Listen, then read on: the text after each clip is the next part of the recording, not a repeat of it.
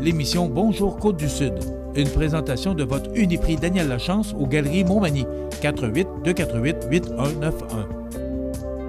Chez Uniprix aux Galeries Montmagny, notre priorité, c'est d'abord vous offrir un service de proximité, personnalisé et professionnel. Vaste gamme de produits, les plus grandes marques dans les cosmétiques et un service rapide de livraison. Uniprix aux Galeries Montmagny, 418-248-8191. La Caisse des Jardins de la MRC de Montmagny, au cœur de votre vie. La Caisse des Jardins de la MRC de Montmagny vous offre de participer aux multiples implications à la vie communautaire qu'elle supporte dans la région. La Caisse des Jardins de la MRC de Montmagny, au cœur de votre vie. Suivez-nous sur notre page Facebook. Une bonne journée à vous. Lundi 16 décembre 2019. Rémi Langevin estime ne pas avoir de leçons de transparence à recevoir de la part de la Chambre de commerce de Montmagny. Le maire de Montmagny critique la couverture médiatique du journal Loi-Blanche concernant le projet du pavillon multifonctionnel. L'archevêque émérite de Sherbrooke, Monseigneur André Gaumont, est décédé. Récupération des arbres de Noël à Montmagny. Côté sport, lancement de la saison hivernale du club Hibou. Résultat des matchs de hockey dans la Ligue de hockey Côte-du-Sud. Tous les détails de ces nouvelles dans un instant.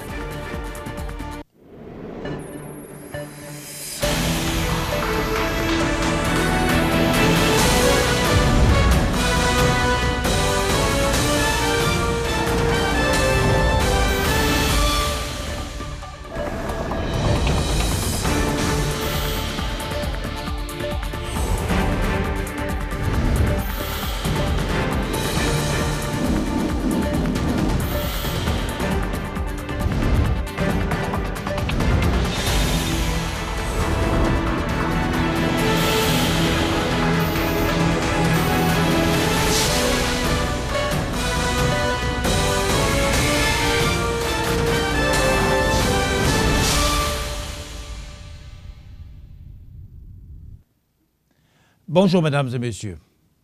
Suite à la lettre de la Chambre de commerce locale envoyée au maire de Montmagny concernant l'appui de la communauté d'affaires s'étant prononcée à 87 % en faveur d'une demande à la Ville pour la tenue d'un référendum au sujet du projet du pavillon multifonctionnel de Place d'Immigration, et également suite au récent texte de la journaliste de l'hebdomadaire Loi-Blanche, Marie-Ève Picard, concernant la dite lettre, CMA-TV Nouvelles a demandé au maire de Montmagny, Rémi Langevin, ce qu'il pensait de cette situation polémique.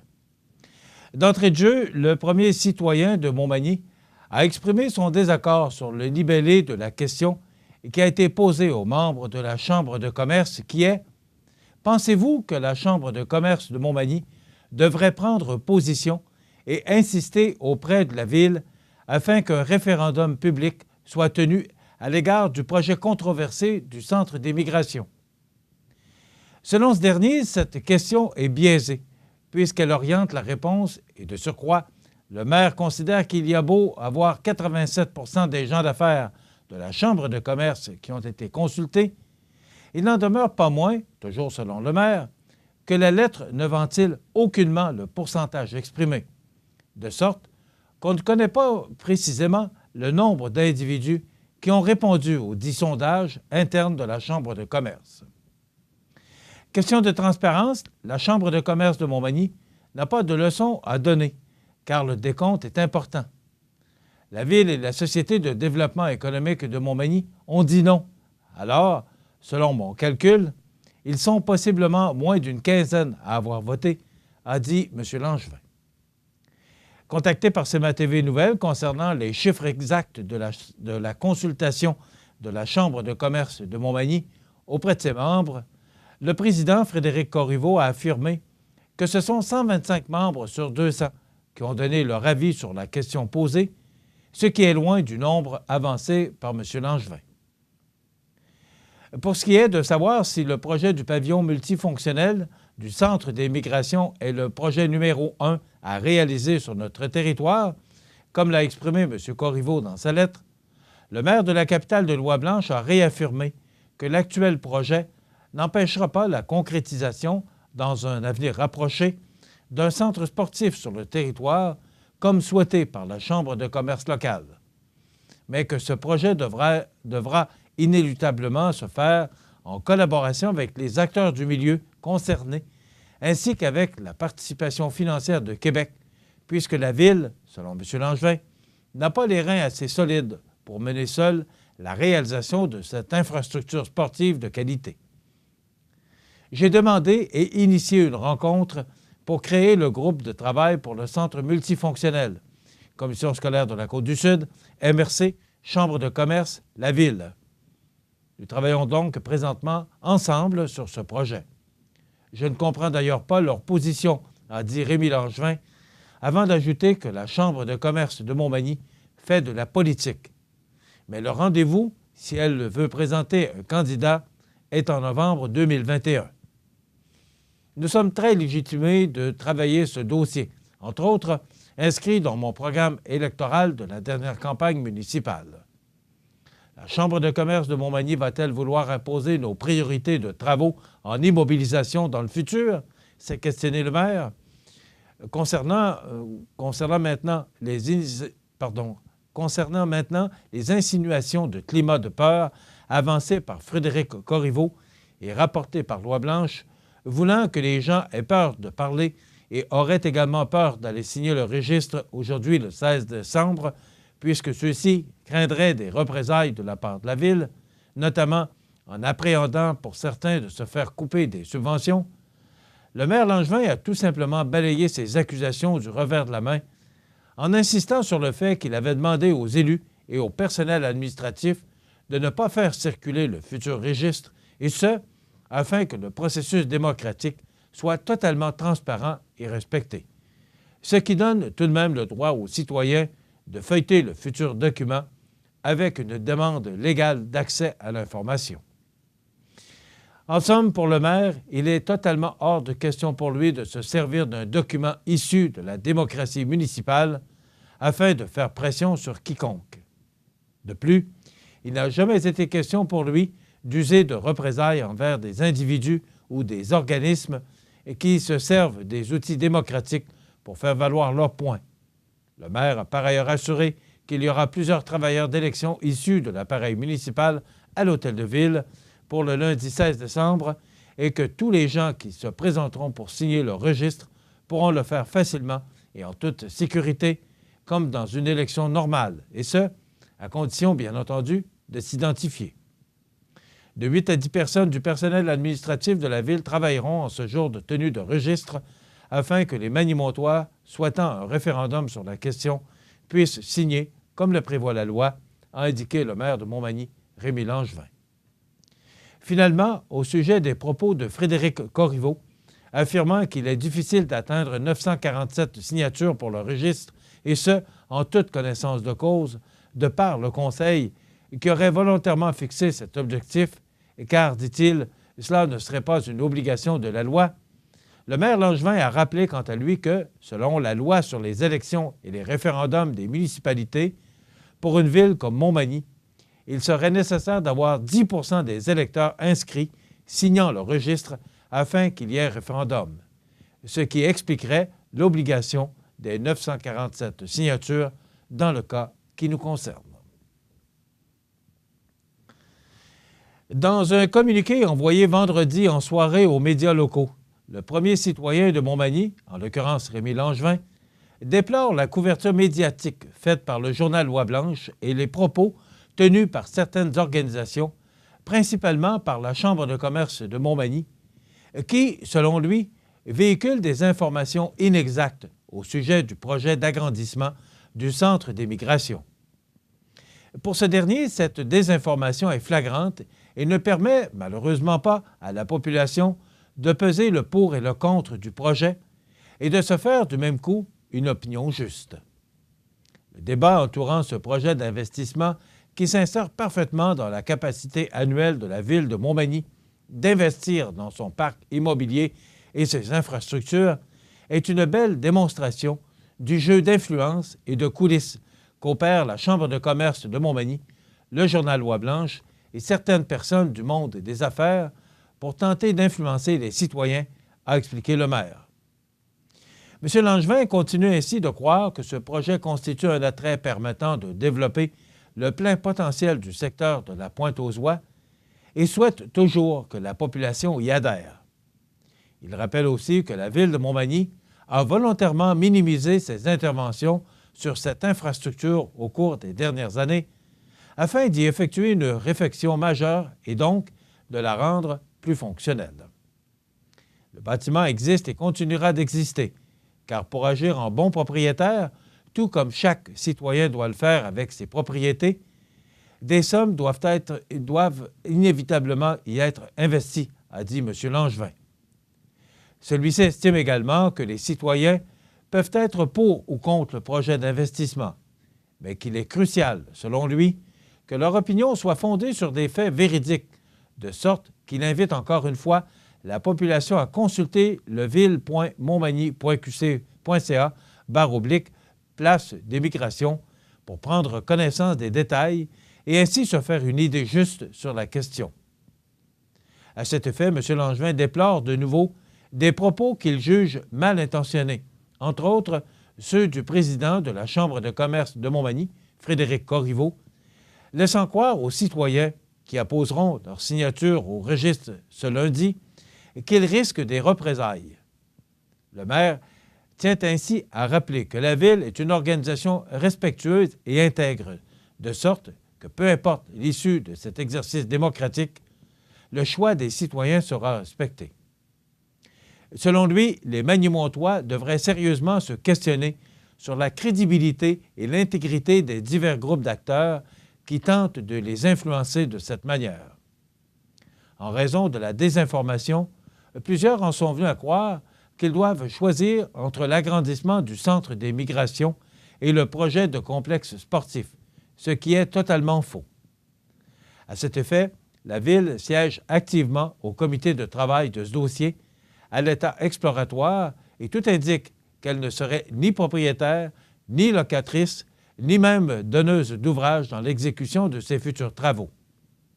Par ailleurs, lorsque les détails entourant ce complexe sportif seront connus, les besoins n'étant toujours pas définis, une étude d'avant-projet sera réalisée pour avoir une idée des coûts de construction et d'opération annuels.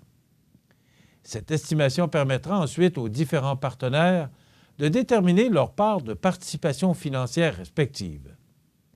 C'est à partir de cette fameuse part que la Ville pourra faire une simulation de l'impact inévitable sur le compte de taxes des citoyens et préciser de quel ordre il sera, a mis en lumière le premier citoyen de la capitale de Loi-Blanche.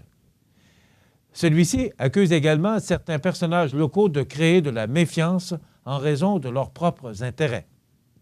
Il est vraiment malheureux que certains acteurs du milieu ne voient pas plus loin que leurs intérêts personnels dans leur opposition au projet, puisque je suis persuadé que la méfiance qu'ils auront ainsi créée au sein de la population face au bien-fondé des décisions municipales perdurera bien au-delà du dossier d'agrandissement du centre des migrations, avant d'ajouter que cette suspicion pourrait même leur être néfaste durant les étapes d'acceptabilité sociale d'un projet aussi majeur qu'est celui du complexe sportif et de son impact sur le compte de taxes. Bref, à la suite de la tenue du registre le 16 décembre, il faut bien comprendre que tout le monde sortira perdant, a conclu le maire Langevin, visiblement désappointé de la tournure des événements. Nous apprenons avec regret que Monseigneur André Gaumont, qui a été archevêque de Sherbrooke de 1996 à 2011 et évêque du diocèse de Sainte-Anne-de-la-Pocatière de 1986 à 1996, s'est éteint samedi après-midi à l'âge de 83 ans. Monseigneur Gaumont a été conduit à son dernier repos à l'unité de soins palliatifs du pavillon Hôtel-Dieu de CHUS, le centre hospitalier de l'Université de Sherbrooke, entouré de celui qui lui a succédé à l'archevêché de Sherbrooke, Monseigneur Luc Cyr. À la suite de pertes cognitives, l'archevêque émérite avait été hospitalisé le 8 décembre. L'archidiocèse de Sherbrooke affirme que son état s'est ensuite détérioré rapidement, si bien qu'il avait dû être traité aux soins intensifs. Par voie de communiqué, l'archevêque de Sherbrooke, Monseigneur Luc Cyr, affirme qu'il était un pasteur dévoué et un homme de service. Parmi ses réalisations, Monseigneur Gaumont a créé le premier service des communications de l'archidiocèse de Sherbrooke. Gaétane Larose, qui a été nommé à ce poste, affirme que l'archevêque avait fait preuve d'audace en choisissant une femme pour occuper cette fonction. C'était un homme très bon, très gentil. Il n'est jamais intervenu dans mes dossiers. Il me laissait pleine de liberté d'agir, souligne Gaétane Larose. Mme Larose a aussi tenu à saluer la sagesse et le sens de la réflexion de Monseigneur Gaumont. Les fidèles de Sherbrooke déplorent la perte d'un homme dévoué pour l'Église et pour ses paroissiens.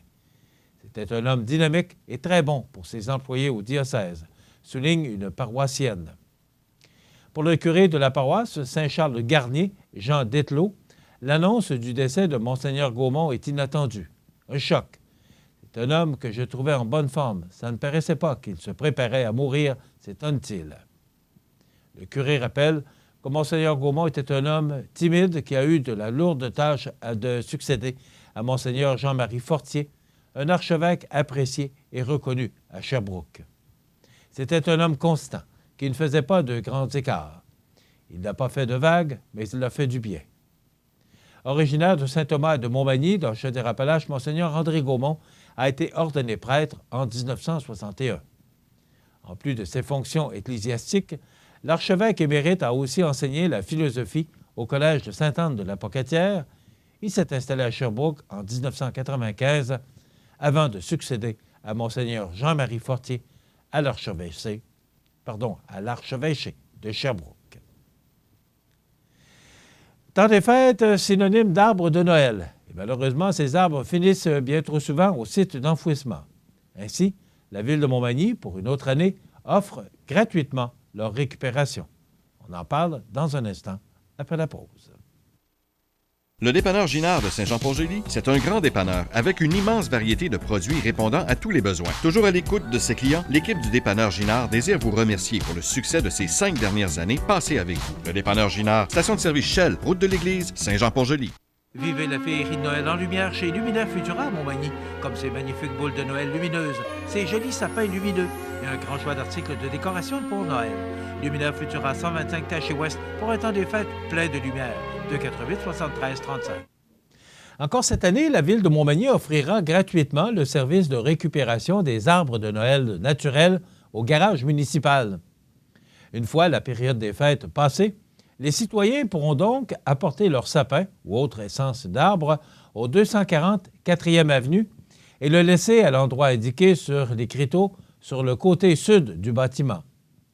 La période de récupération s'échelonnera sur plusieurs semaines.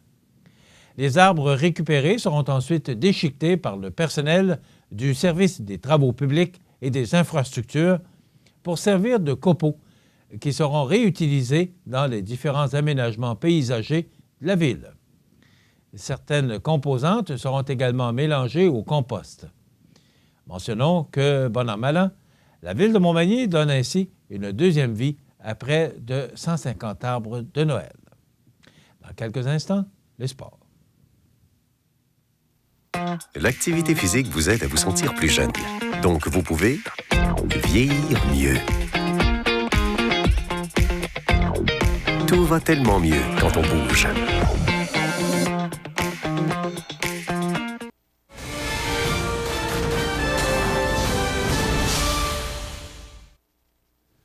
Côté sport, pour le plus grand bonheur des amateurs de neige, de plein air et de plaisir hivernal dans le Haut-Pays, le club de motoneige, le club Hibou du Kamouraska, vient de dévoiler sa programmation des prochains mois.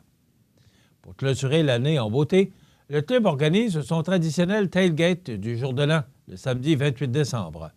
Au programme, feu extérieur et vente de hot-dogs au profit de l'école primaire L'Étoile filante de Saint-Onésime d'Exworth. Bonne ambiance garantie grâce à l'animation de Richard Bossinotte.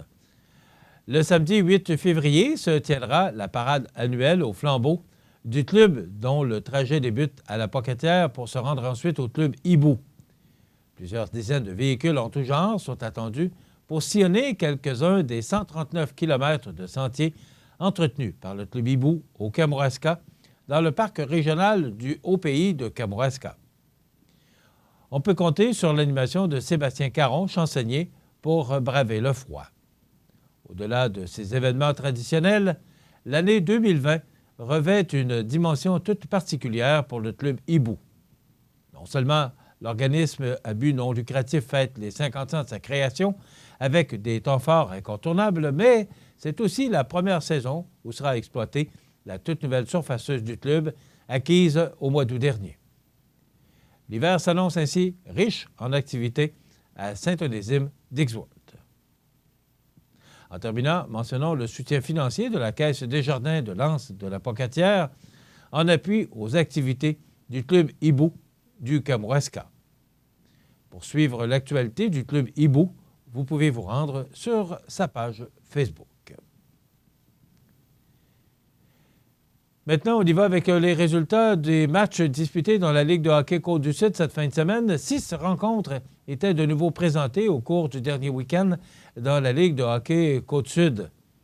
Avec un gain de 4-3 contre Sainte-Marie dimanche, les Fondations BA de Trois-Pistoles consolident leur position de tête dans la section Est.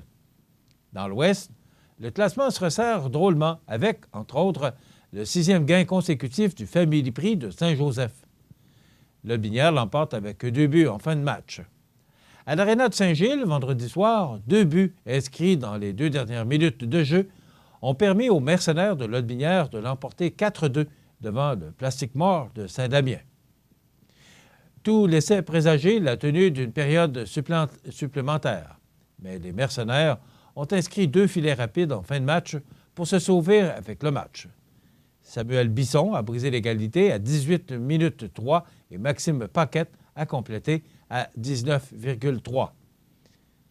À l'Aréna de Montmagny, une poussée de 4 buts en deuxième période et un tour du chapeau de Jean-Daniel Gauthier ont conduit le Décor Mercier vers un gain sans équivoque de 8-3 sur les Seigneurs de la Pocatière. Les Seigneurs ont ouvert la marque à 3 minutes 50 alors que Norbert Roy trompait la vigilance de Derek Clavette lors d'un avantage numérique. Le Décor Mercier a toutefois retraité au vestiaire avec une avance de 2-1, gracieuseté d'Étienne Blais et Jean-Daniel Gauthier, et qui ont marqué 2 buts en 1 minute et demie en milieu de période. Après que Philippe Pelletier ait créé l'égalité à 2 minutes 29 au début de la période médiane, l'attaque des Magny-Montois a explosé avec 4 buts sans réplique. Carl Gagne-Bernier, Jean-Daniel Gauthier avec son 2e du match, Louis-David Bourgault et Étienne Mainville ont tour à tour déjoué Samuel Sirois. Loin de se contenter de cette avance, les locaux ont poursuivi sur leur lancée en début de 3e alors qu'Hubert Jonca a creusé l'écart lors d'un désavantage numérique à 2 minutes 49. Gauthier a complété son tour du chapeau à 5 minutes 50. Au centre Rousseau de Saint-Jean-Port-Joli, dans la reprise du match prévu lors de la tempête du 1er novembre dernier, des performances de 3 points de Yannick Boucher, Denis-Alexandre Nadeau et Kevin Carrier ont conduit le Pavage Jéricho à un gain de 5-2 devant l'Impérial de Saint-Pascal.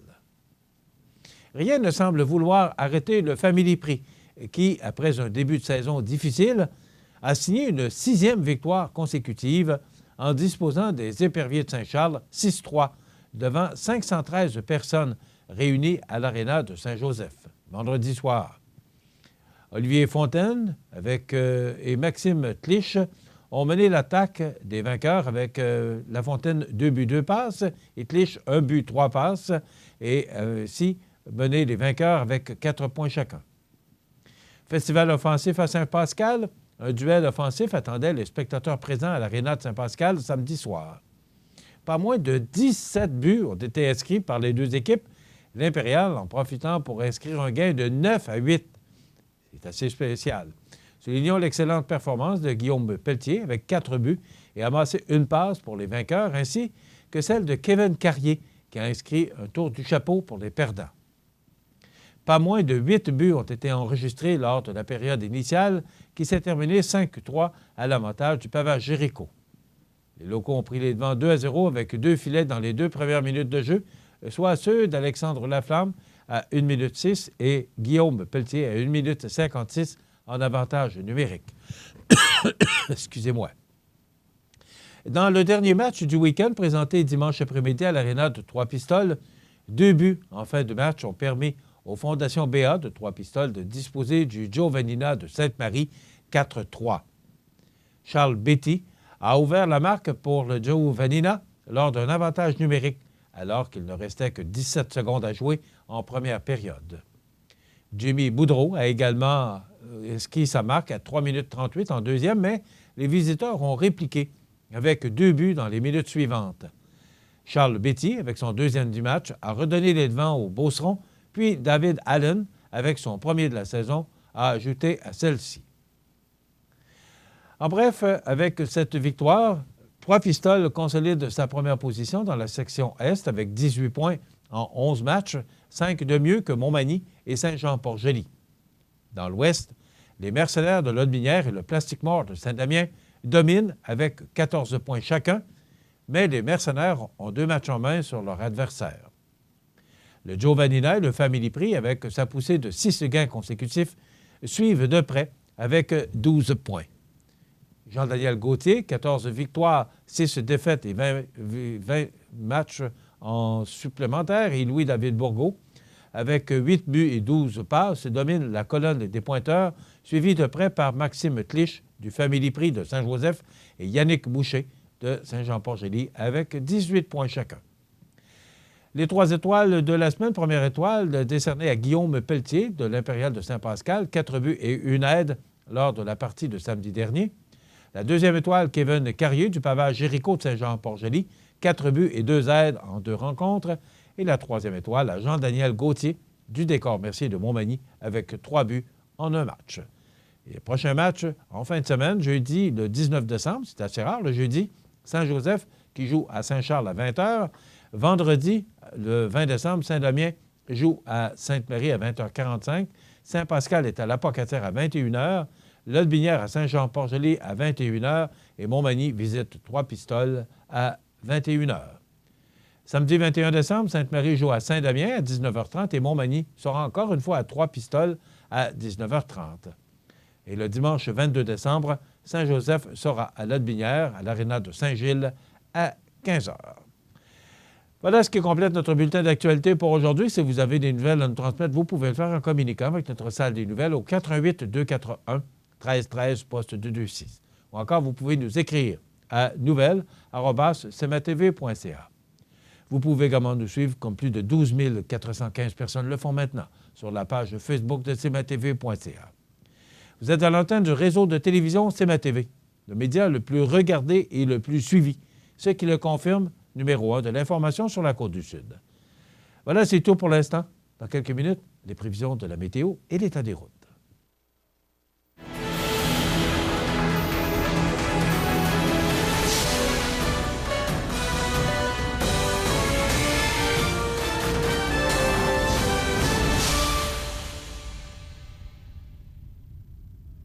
La Caisse des Jardins de la MRC de Montmagny, au cœur de votre vie. Les partenaires suivants sont fiers de s'associer à cette portion de notre programmation. En cette période de réjouissance, le personnel et la direction de la résidence Manoir Saint-Louis désirent vous souhaiter un joyeux temps des fêtes. Que cette nouvelle année soit remplie de joie, de santé et de bonheur. La résidence Manoir Saint-Louis, 67 Saint-Jean-Baptiste-Ouest, Montmagny, 248-0071. Vous aimeriez demeurer à votre domicile encore longtemps, mais vous sentez que votre autonomie diminue? Vous et vos proches vivez de plus en plus d'inquiétude et d'insécurité?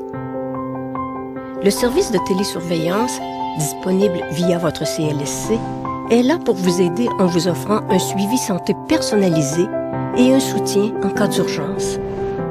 Du bout de votre doigt au bout du fil, une infirmière qualifiée répond à votre appel.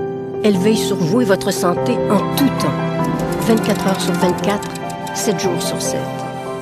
Appuyées par un réseau d'intervenants tissé serré, les infirmières ont accès à votre dossier médical afin de vous prêter main forte en cas de besoin.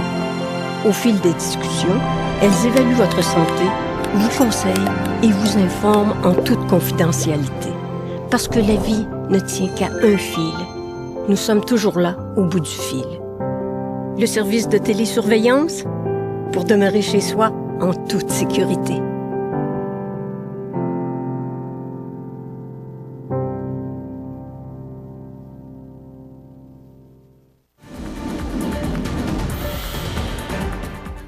Eh bien, j'aurais le goût de vous chanter ce matin. Là, non, restez là, je ne chanterai pas longtemps, mais je pourrais vous chanter Agadou. C'est pas mal ce qui résume notre fin de semaine. Non, mais c'était incroyable cette fin de semaine. Imaginez-vous si on avait reçu toutes ces précipitations en neige, la neige qu'on aurait ce matin, et on pourrait... parce que là, moi, je parle à des commerçants, puis bon, c'est du temps assez difficile pour eux. Parce que, bon, le temps doux, là, c'est très froid ce matin. À 6 heures ce matin, c'était à moins 13, en plus des vents, donc c'est très froid ce matin. Habillez-vous chaudement si vous devez sortir. Mais en fin de semaine, la neige, du grésil, du verglas, on a eu de tout. Ce qui a difficilement causé ça a été difficile pour les routes, ça a été difficile pour tout le monde. Et là, il faudra être très prudent sur les trottoirs, malgré qu'on ait déblayé, on ait épandu des abrasifs.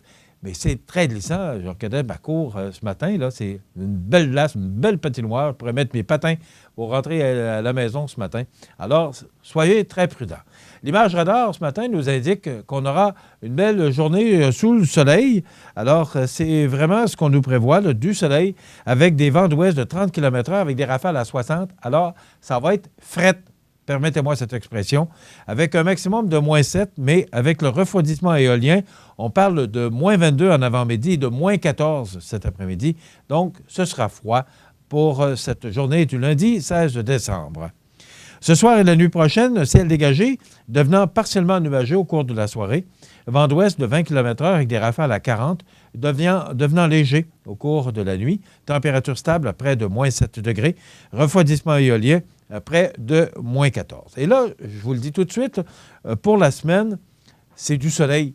Alors, si vous pensiez peut-être qu'on pourrait avoir une tempête là, au cours des prochains jours, bien, c'est pas Michel Montminy qui le dit, c'est Environnement Canada. C'est du soleil toute la semaine. Peut-être quelques flocons, là, comme l'indique pour mercredi. Mardi, d'abord, demain, alternance de soleil et de nuages avec des vents jusqu'à 15 km/h, maximum de moins 4. Les températures vont s'adoucir demain, mardi. Refroidissement éolien à près de moins 13. Pour la nuit de mardi à mercredi, ennuagement minimum de moins 9. Et pour mercredi, nuageux avec 60 % de probabilité d'averse de neige. Mais pas de précipitation, là, pas de grosse accumulation, avec un maximum de moins 8. Pour la nuit de mercredi à jeudi, du temps nuageux, 60 % de probabilité d'averse de neige, minimum de moins 16. Et pour jeudi, c'est le retour du soleil avec des passages nuageux, maximum de moins 11 pour Montmagny, moins 12 pour Lillet et moins 14 pour Kamouraska. Pour la nuit de jeudi à vendredi, passage nuageux, minimum de moins 14. Et pour vendredi, alternance de soleil et de nuages avec un maximum de moins 9 degrés. Pour la nuit de vendredi à samedi, passage nuageux, minimum de moins 11. Et pour samedi, alternance de soleil et de nuages avec un maximum de moins 7. Samedi, ce sera l'arrivée de l'hiver. Ben oui, on vous donnera plus précisément l'heure parce qu'il y a maintenant une heure précise pour l'arrivée de ce 21 décembre de l'hiver et le solstice de l'hiver également. Ce sera la journée la plus courte de l'année, ce 21 décembre, ce samedi. Pour la nuit de samedi à dimanche, passage nuageux, minimum de moins 10. Et pour dimanche, 22 décembre, alternance de soleil et de nuages avec un maximum de moins 5. Donc, si on résume la semaine, ce sera du temps froid. Quelques précipitations pour mercredi, mais on ne parle pas d'accumulation.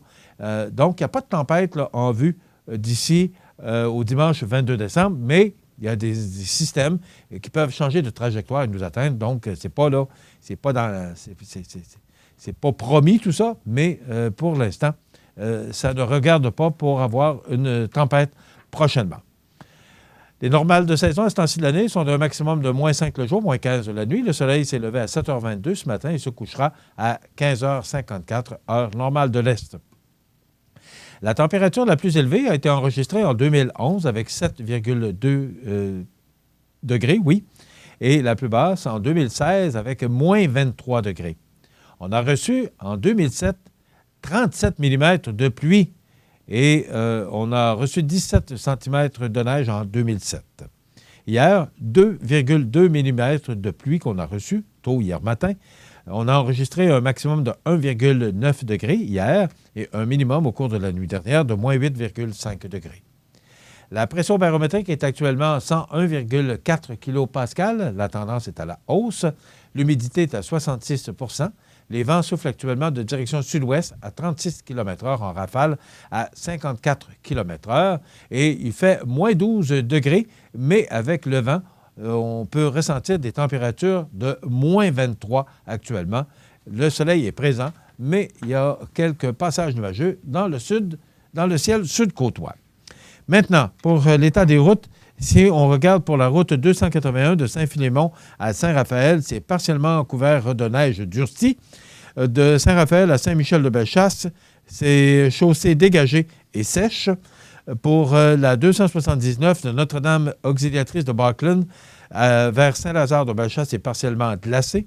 De Saint-Lazare-de-Bellechasse à Beaumont, c'est dégagé et sec. Et la 283 de Saint-Just-de-Bretonnière vers Saint-Paul, c'est partiellement glacé. Il en est de même pour de Saint-Paul vers Montmagny, c'est partiellement glacé. Et pour la 132 et l'autoroute 20, c'est sur pavage, donc les conditions sont très bonnes. Donc, si vous devez utiliser ou vous rendre aujourd'hui au sud de Bellechasse, Montmagny, Lillet ou encore Kamouraska, je vous invite à la prudence parce que vous pouvez rencontrer peut-être certaines plaques de glace sur ces routes secondaires. Donc, soyez prudents. Votre marché Morancy à Montmagny innove toujours, même après 70 ans. Découvrez nos mets préparés en collaboration avec la Maison Rousseau. Nos produits bio, sans agents de conservation, de la ferme de la Durantais. Nos fromages de l'île et du terroir de Bellechasse. Le marché Morancy à Montmagny, boulevard Taché-Est. Profitez des avantages exclusifs aux membres des Jardins. Visitez le www.desjardins.com pour les découvrir. Les caisses Desjardins de la région vous souhaitent bonne journée. Vous regardez le réseau de télévision C'est ma TV. Les anniversaires IGA vous sont présentés par votre magasin Coop IGA Extra de Montmagny qui vous rappelle que bien manger, ça commence dans votre magasin Coop IGA Extra de Montmagny. Venez vivre la différence à votre magasin Coop IGA Extra de Montmagny. Eh bien, on s'approche lentement mais sûrement du temps des fêtes. C'est la dernière semaine complète avant d'entamer cette période du temps des fêtes, cette période de réjouissance et de rencontre de la famille, des amis. Donc, c'est aujourd'hui, lundi, le 16 décembre 2019. Bonne fête à René Jobin. C'est de la part de Jeannette et Roland. Bon anniversaire, René Jobin, aujourd'hui, le 16 décembre 2019. C'est l'anniversaire à mes deux nièces, France Nicole et Lise Nicole. Mais on dit qu'ils ne sont pas jumelles. Mais c'est leur anniversaire, toutes les deux aujourd'hui. Donc, c'est de la part des tantines Bossé. Je trouve ça drôle qu'ils s'appellent des tantines. Je trouve ça cute. Alors, France Nicole et Lise Nicole, bon anniversaire, mais ce ne sont pas des jumelles. Aujourd'hui, 16 décembre, bon anniversaire à Micheline Langevin. C'est de la part de sa sœur Denise. Bon anniversaire, Micheline Langevin. Aujourd'hui, 16 décembre. Vous voulez souhaiter bonne fête aux gens que vous aimez, vos parents vous aiment, tout simplement, vous nous téléphonez en tout temps, 24 heures par jour, 7 jours par semaine, parce que c'est une boîte vocale, 281-1313, poste 229. Aujourd'hui, c'est l'anniversaire à mon bon ami de longue date, Claude Mercier. Claude Mercier qui a fait ses débuts à CKBM et qui, après ça, est allé travailler à Télé 4. Dans le temps, c'était Télé 4, qui a fait avec Nicole Blanger. Vous allez sûrement vous souvenir de Claude Mercier avec De tout de tous. C'est cette émission qui a vraiment fait connaître Claude Mercier. Après quoi, il a traversé chez TQS pour faire la météo et il a terminé sa carrière chez Ameublement Tanguay aux promotions. Donc, Claude Mercier qui a aujourd'hui 78 ans. Alors, je me permets de le saluer. Également, c'est l'anniversaire aujourd'hui à Florida, rappeur américain, il a 41 ans, et Benjamin Bratt, acteur américain, 57 ans. Et on se souvient des disparus, entre autres, en 2013, de Ray Price, 87 ans, chanteur américain de musique country. Voilà, ça complète les anniversaires de ce jour. Dans quelques instants, on va parler de l'actualité. Là, il y a tellement de sujets dont on peut parler aujourd'hui. Et dans l'autre partie, la dernière partie de notre émission, Nancy Moreau, qui viendra nous parler de la guerre des synapses. Nancy Moreau, auteure, donc elle sera avec nous. Et on termine notre émission avec les grands titres de l'actualité sur la scène locale et régionale avec José Soucy. Bonne émission.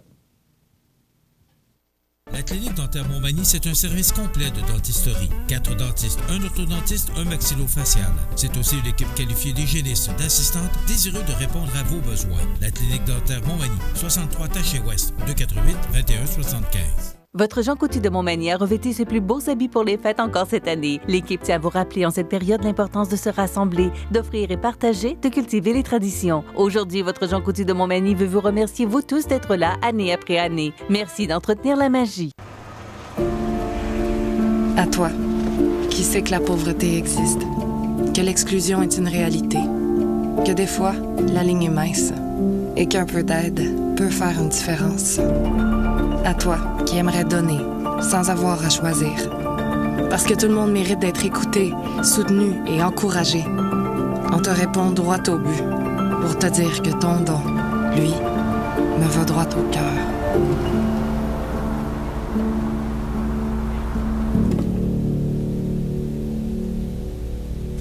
Vous regardez le réseau de télévision C'est ma TV. Alors, bonjour tout le monde et bienvenue encore une fois à cette émission du 16 décembre. Dans l'actualité, il y a tellement de choses dont on peut parler, mais sur la scène locale, on a appris samedi après-midi le décès de Monseigneur André Gaumont. Moi, c'est un monsieur que j'ai très bien connu alors qu'il était dans la région de Montmagny. Et on le décrit comme un homme sympathique. Je vais vous lire d'ailleurs le communiqué de presse qui nous a été envoyé.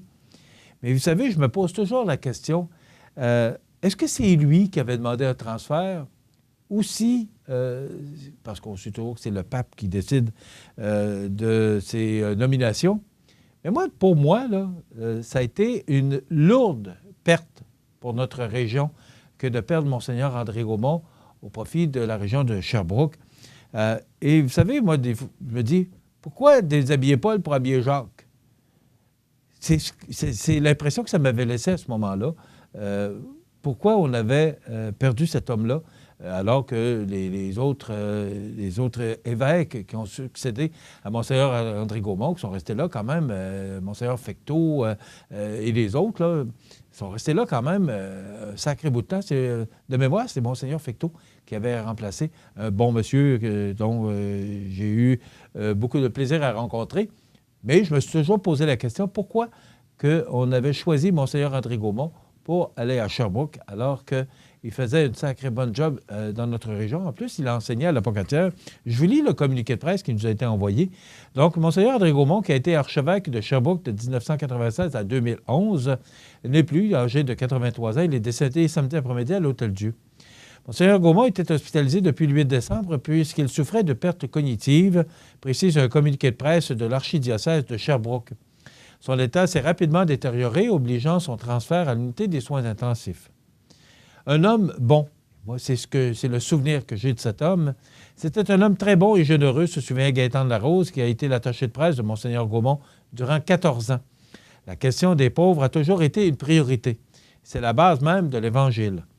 Il est arrivé dans une période de décroissance, rappelle-t-elle. Les fusions de paroisses, c'était des dossiers chauds qui provoquaient beaucoup de brouhaha. À la longue, ça s'est bien fait. À l'Assemblée des évêques, Monseigneur Gaumont était très écouté, témoigne Mme Larose. Il avait une grande sagesse, une profonde réflexion. C'était un homme réservé, même timide. Il était moins à l'aise dans les grands rassemblements. Dans l'intimité, c'était un homme très chaleureux, très simple aussi, mentionne-t-elle. Je me souviens qu'il aimait beaucoup le mot « joie », enchaîne-t-elle. C'est sans doute ce qui l'a rapproché beaucoup de la famille Marie-Jeunesse.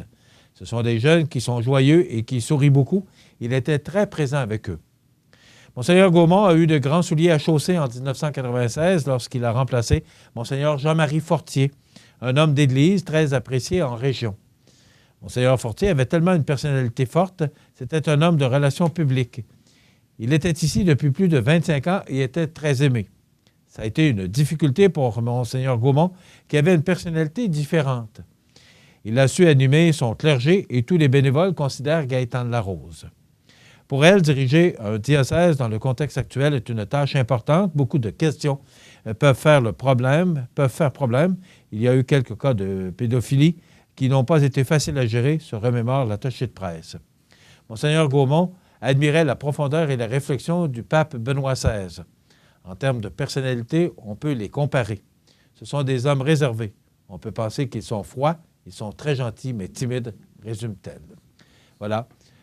Ça a été une lourde perte que de voir partir Monseigneur André Gaumont en 1996. Et c'est une lourde perte que de savoir qu'il est décédé samedi après-midi à l'âge de 83 ans. Il était originaire de Montmagny, vous le savez. Alors, pour question de funérailles, il n'y a pas de détails qui ont été donnés encore sur les obsèques de Monseigneur André Gaumont. Alors, on va sûrement en entendre parler au cours des prochaines heures et on vous fera savoir, on vous fera connaître les détails. Moi, j'ai l'impression qu'il a de fortes possibilités qu'il soit en chapelle ardente. C'est moi qui le dis, ce n'est pas d'autre. Mais comme il est originaire de la région et selon ses dernières volontés, c'est lui qui a fait ses dernières volontés. Est-ce qu'il souhaiterait être inhumé ici à Montmagny, que ses funérailles aient lieu ici à Montmagny? On ne le sait pas. Mais aussitôt qu'on aura des détails, on vous les communiquera. En fin de semaine, c'était le spectacle, on en a parlé avec Martine Boulay et Jean-Pierre Magnan, c'était le spectacle bénéfice pour la Fabrique Saint-Thomas et la Fabrique Saint-Mathieu, spectacle présenté à l'église de Saint-Thomas. Jean Carbonneau, Marguillet, parce que c'est notre producteur ici, mais il faut le mentionner, Jean est Marguillet pour la Fabrique Saint-Thomas. Donc, c'était le spectacle samedi. Samedi soir. Oui, et puis? Avec une belle température adéquate. Oui, hein? Est-ce que ça a joué sur l'assistance? Sûrement, oui, effectivement. Il y avait environ, en pré-vente, une quantité d'environ 200 billets de vendus. Je dis un chiffre à peu près, là, pour un ordre de grandeur. Mais ce n'est pas inhabituel, étant donné que la majorité des billets se vendent le soir, donc le soir même du concert. Effectivement. Donc, il y avait combien vous avez vendu de billets? Bien, en prévente 200, c'est sûr qu'actuellement, on n'a pas les chiffres, étant donné que, c'était quand même la mauvaise hier. Température a joué contre vous. Oui, bien, assurément. Écoutez, on s'entend que c'était vraiment pas beau, c'était glissant, c'était très venteux, c'était pas chaud aussi. Donc, effectivement, l'église était beaucoup moins remplie que l'an passé. L'an passé, on avait quand même... 800 personnes l'année passée? Peut-être pas tout à fait, là, mais en tout cas, encore là, c'est un ordre de grandeur qui est quand même très, très proche de la réalité, effectivement. Bon, parle-nous du spectacle, parce que c'était 80 choristes de Lévis.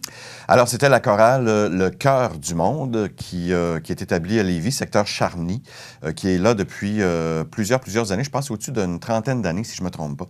Alors, en alternance, pour ceux qui ne sont pas au courant, en alternance, une année sur deux, c'est la chorale Magny-Montoise qui offre le concert. Par Clamainville, la chorale de Saint-Thomas. La sœur de Claude, que tu as mentionné tantôt, d'ailleurs, effectivement. Oui, parce on dit toujours Claire Mainville parce que c'est la conjointe de Roger Mainville. Oui, mais c'est Claire Mercier. C'est Claire Mercier. Exactement, donc, que je salue d'ailleurs. Paul Mercier qui souligne son anniversaire aujourd'hui. Ce sont des gens de Montmagny. Exactement. Alors, c'est ça. Une année sur deux, c'est Montmagny. L'autre année, sur la deuxième, effectivement, c'est une chorale qu'on va chercher à l'extérieur. Alors, il y a 2 ans, c'était le Chœur de Bellechasse qui était notre invité. Et puis, comme l'année passée, c'était la chorale paroissiale. Avec les prêtres aussi, c'est ça. Donc, cet événement a amené beaucoup de monde. Donc, c'est pour ça que l'église était quand même très, très bien remplie l'an passé. L'abbé Christian Bourgault, Simon-Pierre Pelletier, puis il y avait l'évêque Monseigneur Goudreau.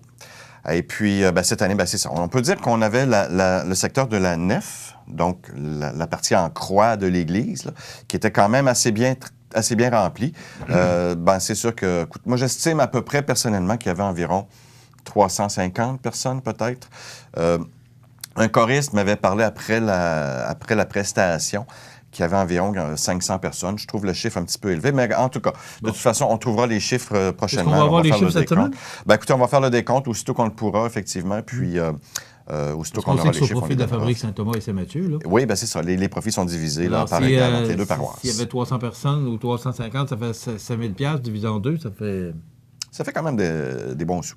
Oui, quand même, on a besoin de plus que ça. Oui, effectivement. Mais si je reviens sur, si tu me permets, au niveau de la chorale elle-même, le tour de chant qu'ils ont fait, effectivement. Donc, ça a été un tour de chant sans pause. Donc, one shot en bon québécois. Et puis, c'était un répertoire assez bien... il y avait des chants traditionnels, il y avait des chants classiques, il y avait du populaire également là-dedans. Tout ça concentré sur Noël.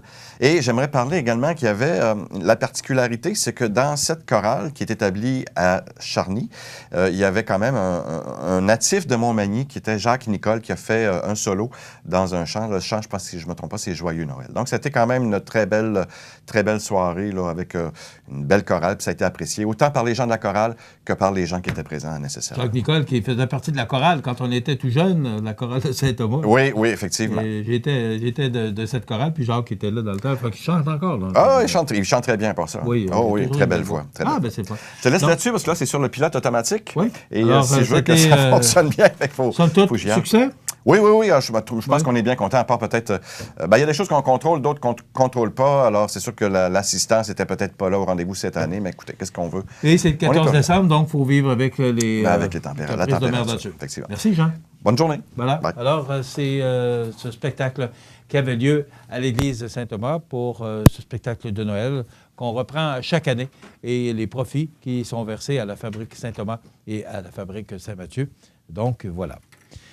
Et on apprenait une triste nouvelle, c'est dans le Journal de Québec ce matin.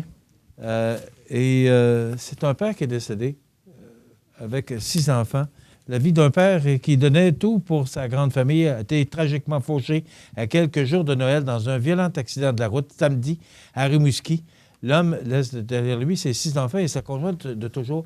Et vous savez pourquoi je vous parle de ça? C'est que ça fait juste me rappeler que l'ancien... Je ne sais pas s'il fait encore la description des matchs pour l'équipe de Rimouski, qui avait perdu, je pense que c'est le 24 décembre, sa fille et sa mère et sa conjointe dans la même tragédie incroyable.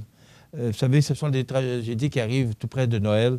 Alors, ce sont des événements tristes et ça nous rappelle l'importance d'être prudent sur les routes. Il y a de plus en plus de monde sur les routes dans le temps des fêtes et les gens qui vont visiter les familles.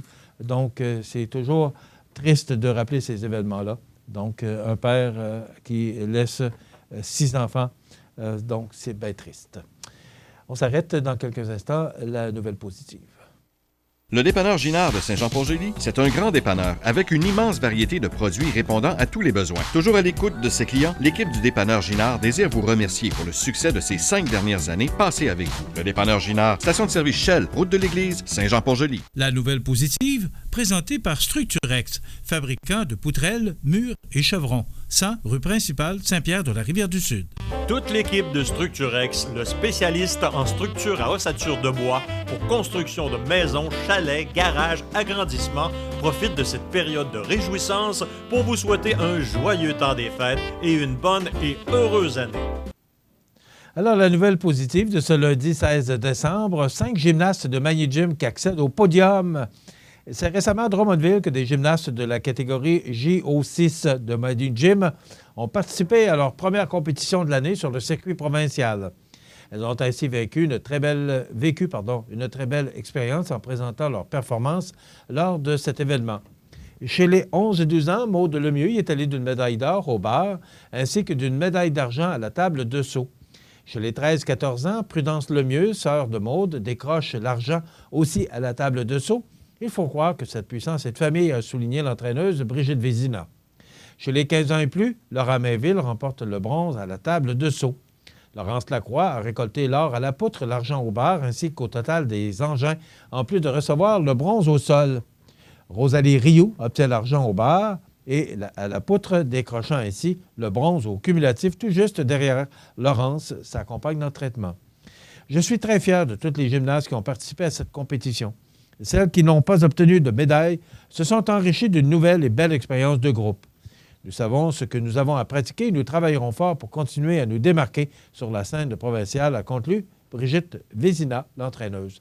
C'est une belle nouvelle et je félicite Brigitte et tous ceux qui participent de près ou de loin à l'émancipation de ces jeunes filles et des belles compétitions. C'est tellement sain pour ces sportives. Donc, bravo à ces gens-là qui donnent la chance à ces jeunes filles de s'affirmer. La nouvelle positive, présentée par Structurex, fabricant de poutrelles, murs et chevrons. 100 rue principale Saint-Pierre de la Rivière-du-Sud. Les prévisions de la météo. Une présentation de Promutuelle Assurance Montmagny-Lillet. Toujours à l'écoute de vos besoins. La météo est présentée par Promutuelle Assurance Montmagny-Lillet, où des professionnels de chez nous sont heureux de répondre à tous vos besoins en assurance. Promutuelle Assurance Montmagny-Lillet est là, dans la région, pour ses membres et la communauté.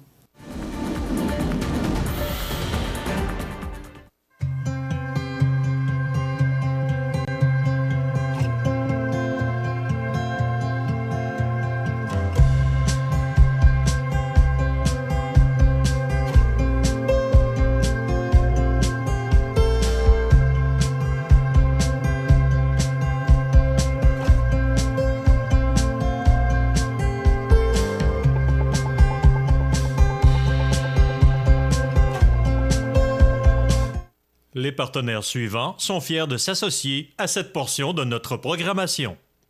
Vous aimeriez demeurer à votre domicile encore longtemps, mais vous sentez que votre autonomie diminue? Vous et vos proches vivez de plus en plus d'inquiétude et d'insécurité? Le service de télésurveillance, disponible via votre CLSC, est là pour vous aider en vous offrant un suivi santé personnalisé et un soutien en cas d'urgence. Du bout de votre doigt au bout du fil, une infirmière qualifiée répond à votre appel. Elle veille sur vous et votre santé en tout temps, 24 heures sur 24, 7 jours sur 7. Appuyées par un réseau d'intervenants tissé serré, les infirmières ont accès à votre dossier médical afin de vous prêter main forte en cas de besoin. Au fil des discussions, elles évaluent votre santé, vous conseillent et vous informent en toute confidentialité. Parce que la vie ne tient qu'à un fil. Nous sommes toujours là, au bout du fil. Le service de télésurveillance, pour demeurer chez soi en toute sécurité.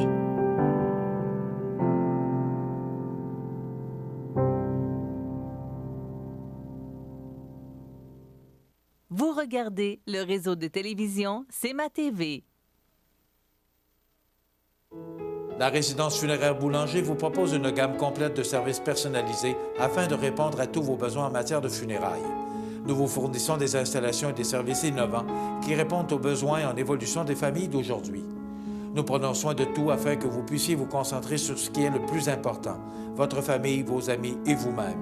Salon funéraire complètement rénové pour votre plus grand confort, grand stationnement, facilité d'accès. La résidence funéraire Boulanger, pour bien faire dans la dignité. Le réseau de télévision C'est ma TV vous présente les avis de décès.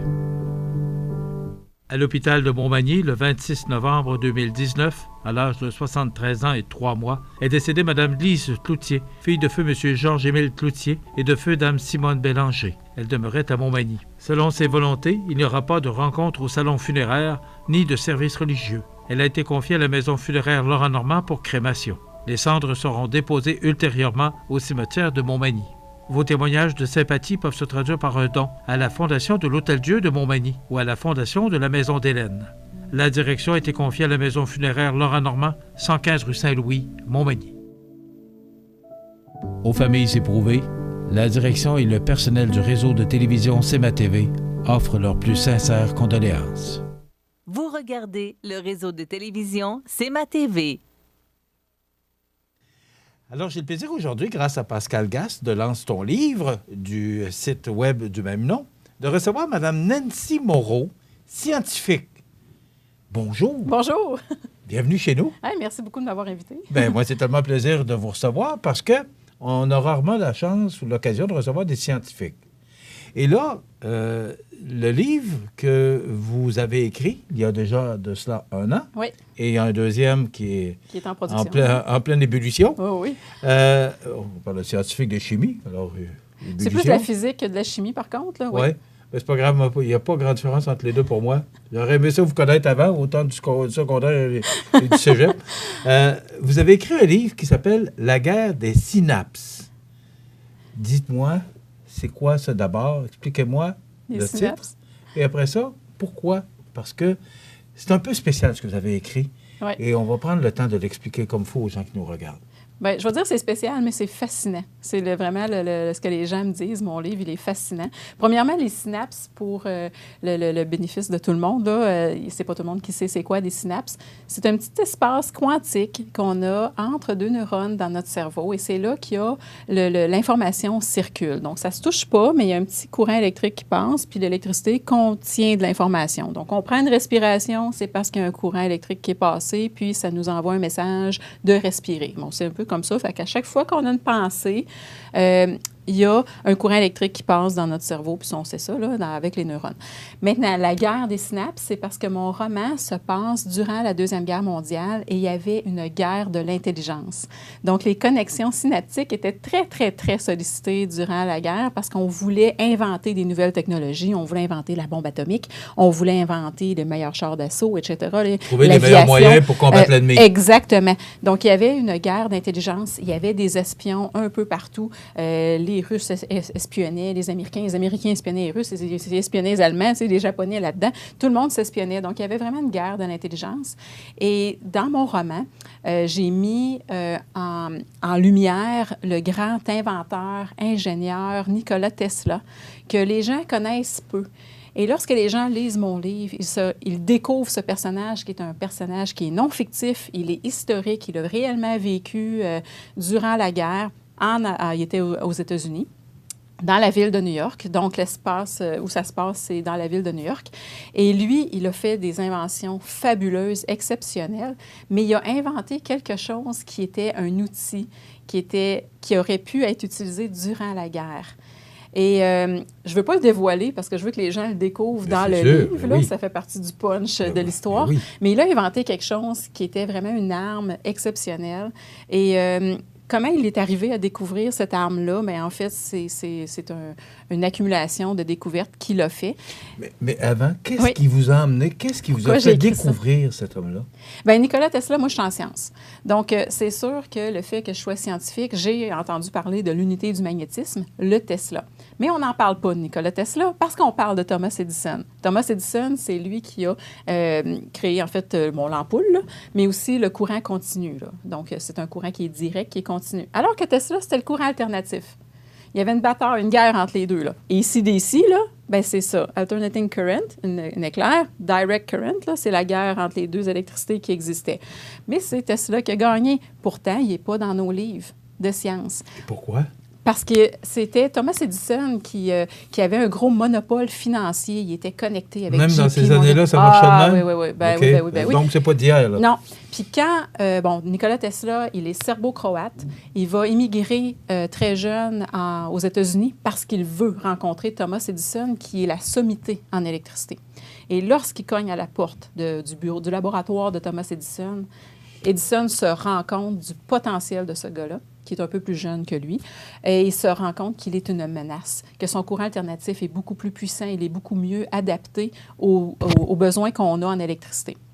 Donc, c'est pour ça que Edison, avec tout son monopole puis toute la puissance qu'il avait aux États-Unis, il a réussi à effacer de l'histoire Nikola Tesla. Il a brûlé son labo, il l'a acculé à la faillite, il a essayé de lui acheter ses brevets pour rien. Là.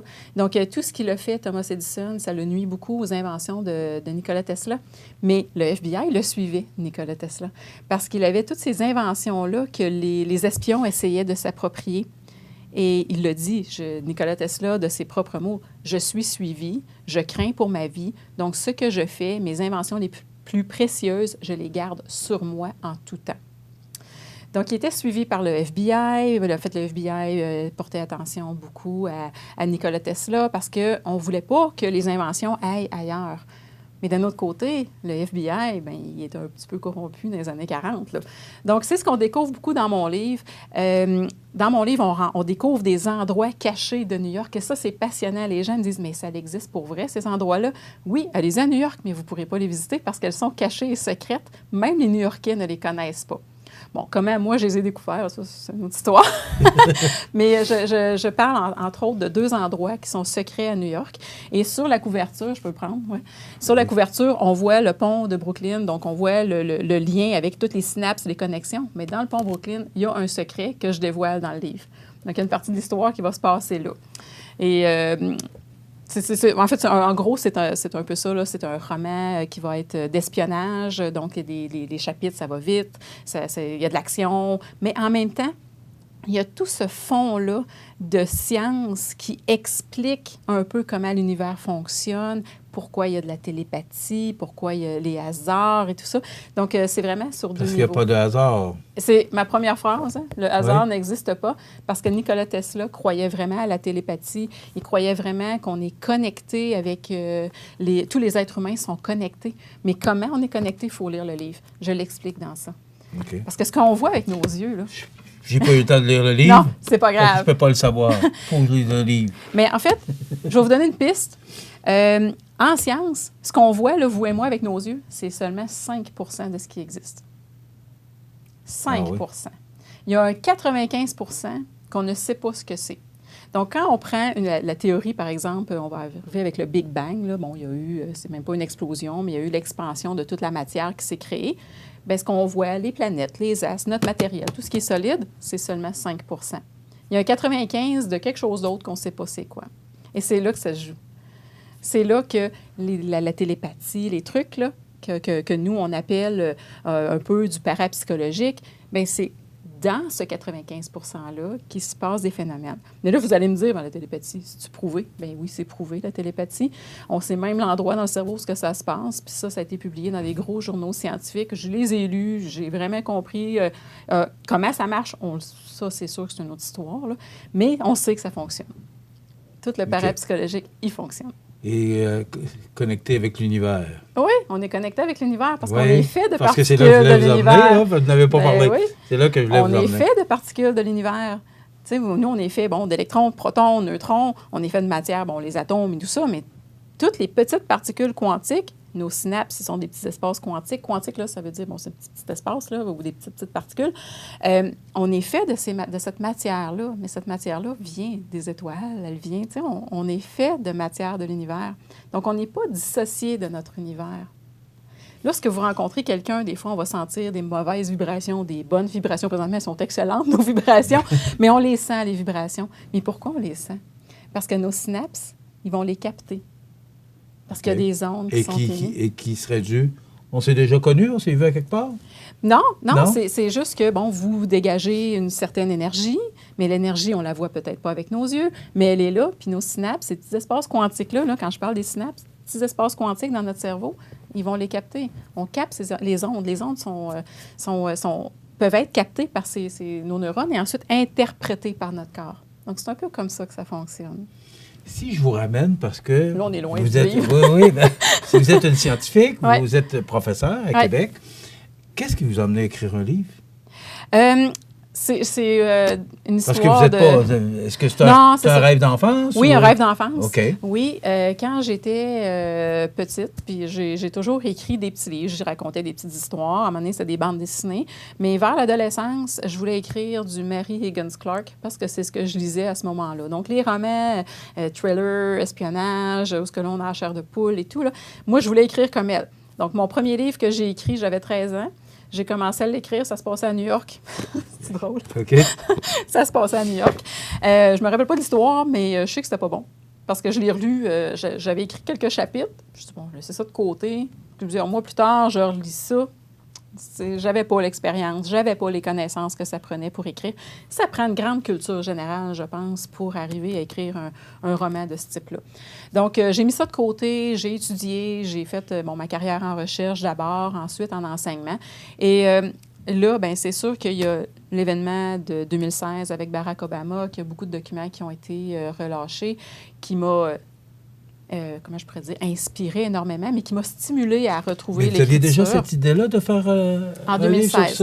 Mais ça m'a pris 3 ans à l'écrire. Donc, j'ai commencé en 2015 environ à écrire. OK. Donc, mais dans le temps, Obama n'avait pas... M. Obama, je vais l'appeler monsieur, parce que M. Obama n'avait pas, dans le temps, libéré des documents, comme vous le dites. Mais mais de faire un livre sur ce monsieur...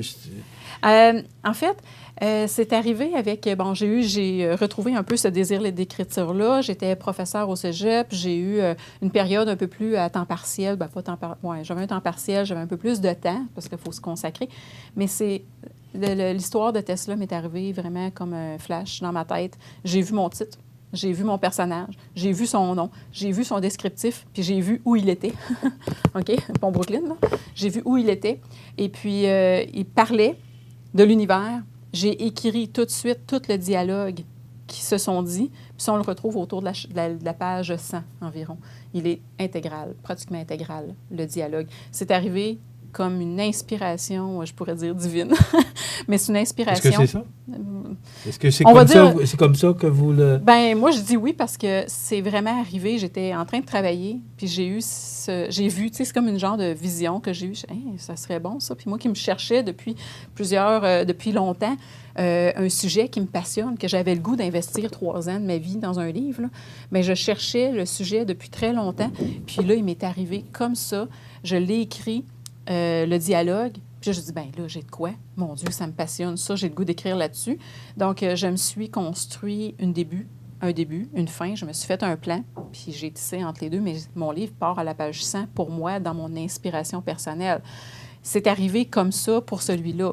Le deuxième livre que je suis en train d'écrire, c'est pas tout à fait comme ça que ça s'est passé, parce que l'inspiration, on l'accueille lorsqu'elle est là. Tu sais, lorsqu'elle arrive, on la prend, puis on va travailler dessus.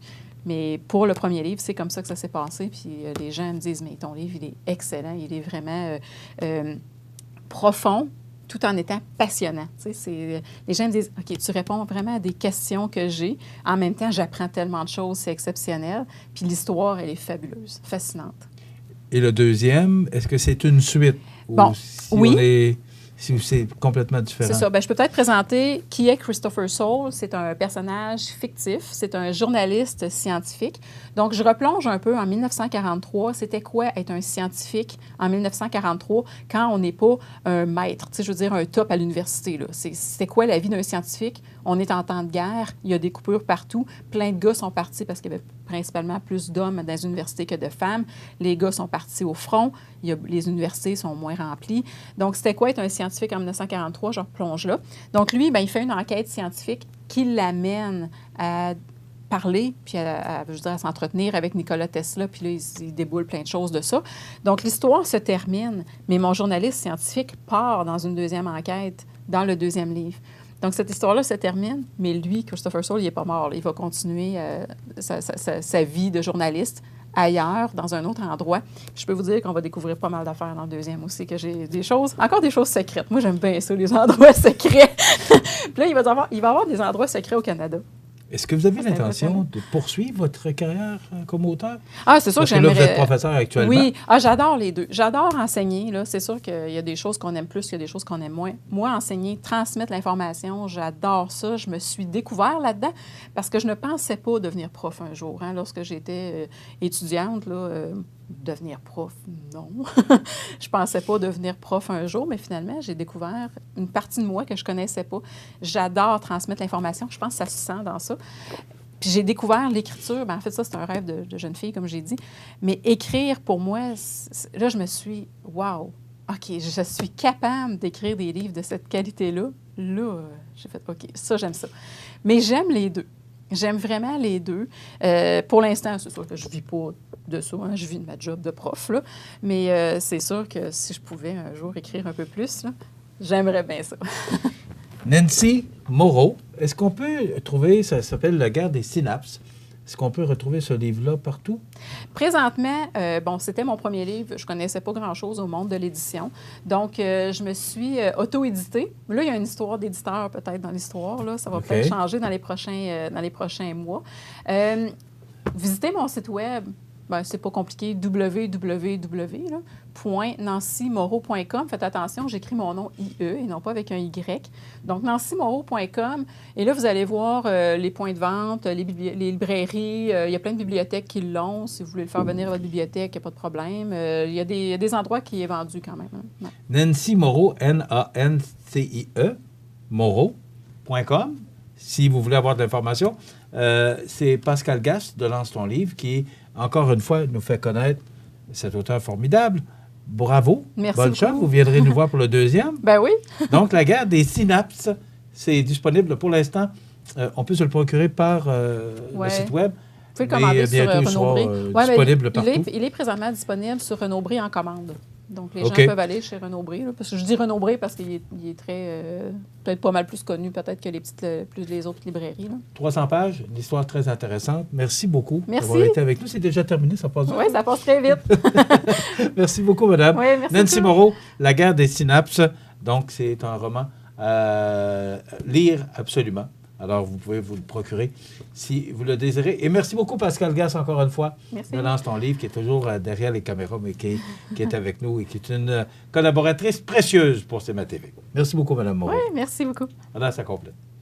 Votre magasin Coop de Montmagny vous offre un immense choix de fruits et légumes, des mets cuisinés sur place, une poissonnerie et des bouchers à votre service, un étal de charcuterie et de fromage. C'est aussi des produits régionaux. Venez et vous verrez, votre IGA Extra, c'est plus qu'une simple épicerie. Vivez la féerie de Noël en lumière chez Luminaire Futura à Montmagny, comme ces magnifiques boules de Noël lumineuses, ces jolis sapins lumineux et un grand choix d'articles de décoration pour Noël.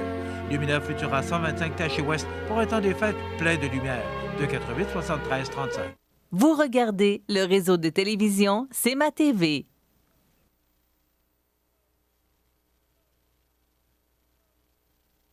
Alors, dans l'actualité ce matin, dans la section argent du Journal de Québec, on parle des grands centres commerciaux qui ne sont pas morts. Je n'ai jamais pensé que les centres commerciaux se mouraient, mais il y a, vous savez, des décennies, il faut toujours se réinventer. Nous, ici, à CMA TV, on cherche de nouvelles façons de faire. Les panneaux d'affichage sur le boulevard Taché. Il faut toujours innover. Bien, c'est la même chose pour toute entreprise qui doit trouver de nouveaux moyens pour attirer la clientèle. Donc, les grands centres commerciaux du Québec sont loin d'avoir dit leur dernier mot. Naturellement, on parle d'Amazon, de la livraison en ligne, d'achat en ligne. Mais ici, à Montmagny, l'achat en ligne, là, il y a certains commerces qui le font. Puis c'est correct de l'offrir, le service. Je sais que Vigneault le fait. Il y a également Sport Expert là, de Mario Boulay qui le fait. La boutique Double Pas aussi au centre-ville qui offre l'achat en ligne. Mais, pardon? Oui, il y a l'animalerie également. Mais c'est correct. Et les centres commerciaux doivent trouver de nouvelles façons pour attirer le monde. Et Montmagny ne fait pas exception à ça. Vous avez ce café-là que Agar a démarré au lieu de l'Express du Maï. Bien, c'est une façon d'attirer du monde. Vous allez prendre un café, puis on profite de ce moment-là pour voir les boutiques du centre d'achat. Les Galeries de la Capitale qui ont, entre autres, là, fait un centre de restauration. Ça a l'air que c'est de toute beauté. De toute façon, je ne vais pas magasiner aux Galeries de la Capitale. Mais on doit trouver des façons de se réinventer. Et je n'ai jamais pensé que les centres commerciaux étaient morts. L'achat en ligne, oui, il y a certains commerces qui offrent le service. Mais vous savez, je ne sais pas si vous êtes comme moi, mais quand tu veux t'acheter une paire de souliers, ben là, tu fais ça en ligne là, parce que tu les trouves beaux, mais à partir du moment où ils arrivent, puis là, c'est pas ça que je pensais. Puis là, tu essaies tes souliers, puis ils sont serrés un peu. Alors là, tu les retournes parce que là, tu vas demander un demi-point de plus. Et là, tu retournes, ils reviennent. Là, ça ne marche pas, ils sont moins beaux. Alors que d'acheter une bonne paire de chaussures, il me semble que c'est le plaisir d'aller s'asseoir au magasin, d'essayer les souliers, de se regarder dans le miroir. Puis, c'est probablement la même chose pour vous, mesdames, lorsqu'on vous achetez une bourse ou vous voulez voir avec ce que vous achetez, vos vêtements, si ça rejoint vos attentes. Donc, moi, l'achat en ligne, là, je ne suis pas... en tout cas, je ne suis pas rendu là, mais c'est un nouveau service qu'on offre et ça fait partie de se réinventer parce que c'est un produit de plus qu'on offre. Et on n'a pas le choix de le faire parce que, justement, il y a des grands comme Amazon et bien d'autres commerces là, qui offrent ce service-là. Donc, on l'offre. Alors, les gens ne peuvent pas dire « Ouais, mais je l'ai acheté chez Amazon parce que tu n'avais pas le service en ligne. » Alors, ils l'offrent et on continue à faire de son mieux pour attirer la clientèle et surtout garder la clientèle chez nous. Vous savez, on parlait récemment des chiffres de la Société de développement économique l'automne passé qui parlait des fuites commerciales qui vont toujours en augmentant dans notre région. C'est certain. On est à côté de Lévis, on est à côté de Québec. On est tenté d'aller faire un tour de voiture puis d'aller passer une journée à Lévis ou à Québec. Et vous savez, moi, je dis toujours la même chose. Le soir, vous êtes devant le petit écran. Bien sûr, vous nous regardez, mais après quoi, TVA, Radio-Canada, et c'est parce qu'ils sont à Québec, ces stations-là, c'est de la publicité de Québec. Donc, les gens voient beaucoup de publicité, ils sont beaucoup sollicités. Alors, on est tenté, des fois, d'aller faire un tour du côté de Québec, mais il faut toujours penser que le service qu'on offre ici à Montmagny est un service personnalisé. Les gens sont près de nous et on a des avantages avec nos marchands de la place qu'on n'aura pas ou qu'on n'aurait pas avec d'autres marchands de la région de Lévis ou de Québec. Ça n'enlève pas leur qualité et leur bon service, mais la proximité des gens de la place fait la différence pour notre région. On va s'arrêter, puis après ça, José Soucy est avec nous pour nous parler de l'actualité locale et régionale. Et après ça, ce sera déjà la fin de notre émission de ce lundi 16 décembre. On s'arrête. Vous aimeriez demeurer à votre domicile encore longtemps, mais vous sentez que votre autonomie diminue? Vous et vos proches vivez de plus en plus d'inquiétude et d'insécurité? Le service de télésurveillance, disponible via votre CLSC, est là pour vous aider en vous offrant un suivi santé personnalisé et un soutien en cas d'urgence. Du bout de votre doigt au bout du fil, une infirmière qualifiée répond à votre appel. Elle veille sur vous et votre santé en tout temps, 24 heures sur 24, 7 jours sur 7. Appuyées par un réseau d'intervenants tissé serré, les infirmières ont accès à votre dossier médical afin de vous prêter main forte en cas de besoin. Au fil des discussions, elles évaluent votre santé, vous conseillent et vous informent en toute confidentialité. Parce que la vie ne tient qu'à un fil. Nous sommes toujours là, au bout du fil. Le service de télésurveillance, pour demeurer chez soi en toute sécurité.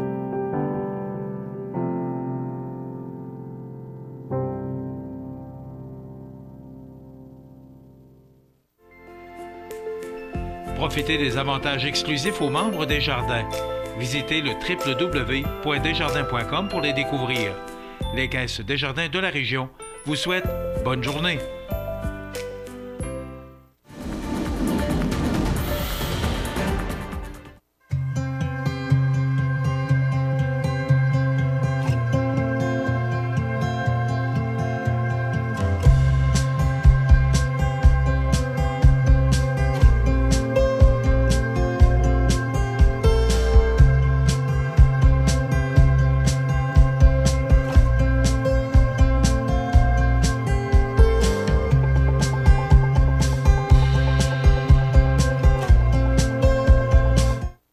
Regardez le réseau de télévision C'est ma TV.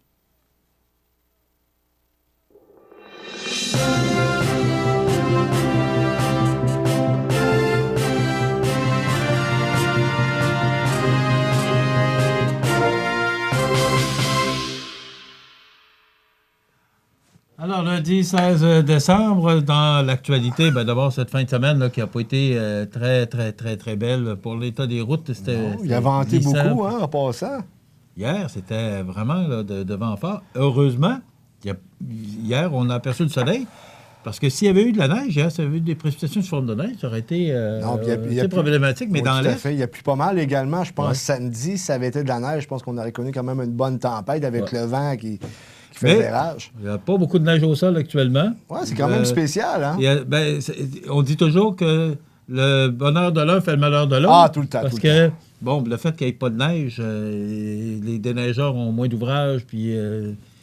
Et ça coûte moins cher à la ville, parce que dans les 2 dernières années, ça coûte extrêmement cher, spécifiquement à Montmagny. Oui, puis il faut dire que le budget, parce que jusqu'au 31 décembre, c'est dans le budget de 2019. Tout à fait, oui. Donc, si on réussit à sauver de déneigement, on réussit à sauver de l'argent, ça va dans nos poches. Mais en parlant de bonheur et de malheur, je peux te dire que ça brasse à Montmagny concernant le projet du pavillon multifonctionnel du Centre d'immigration. Tout à fait. Oui. J'ai également hâte que ça finisse.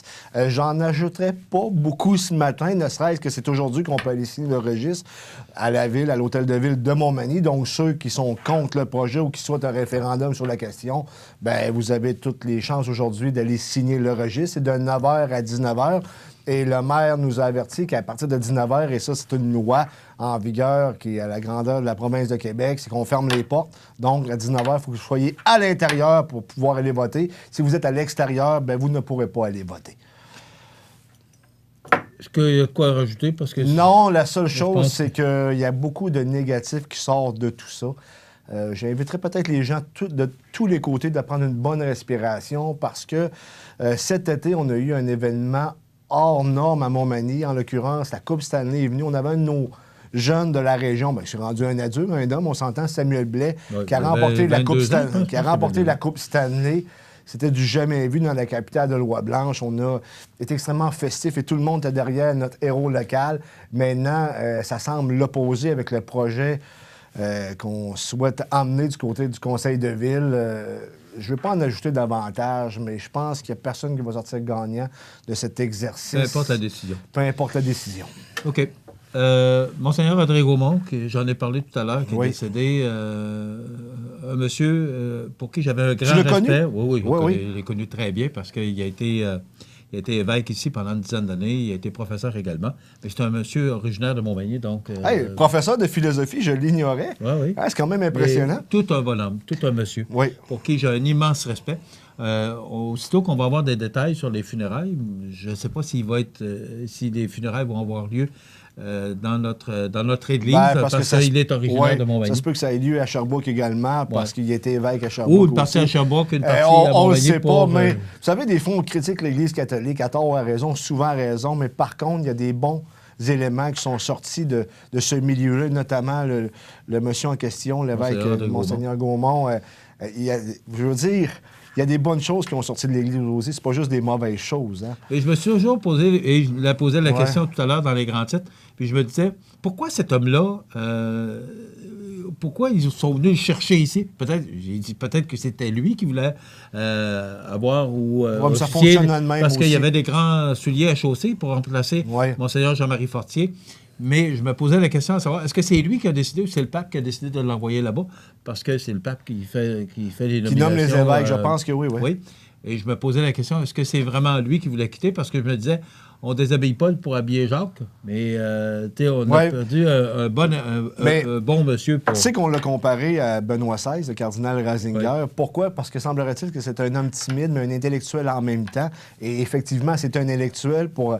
avoir enseigné la philosophie, c'est sûr et certain, il faut que tu sois intellectuel pour parler de philosophie, parce que c'est pas facile, là, quand on parle des socratiques, des pré-socratiques et compagnie, c'est du jeu.